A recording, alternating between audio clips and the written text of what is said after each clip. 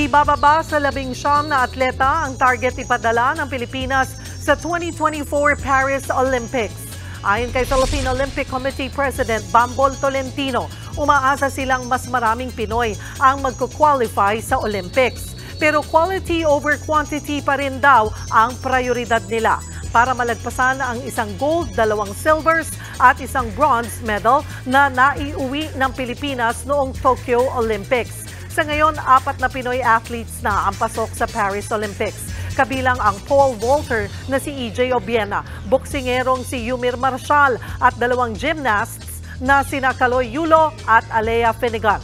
Target naman ng POC na masama sa mga lalaban si pambansang kamao Manny Pacquiao. Sa Marso maglalabas ng desisyon ng International Olympic Committee kung papayagan sumali sa Paris si Pacquiao. Mga kapatid, Cheryl Cosim po. Iba na ang may alam at may pakialam sa panahon ngayon. Para sa tuloy-tuloy na balitaan sa Frontline, mag-follow at mag-subscribe sa social media pages ng News 5.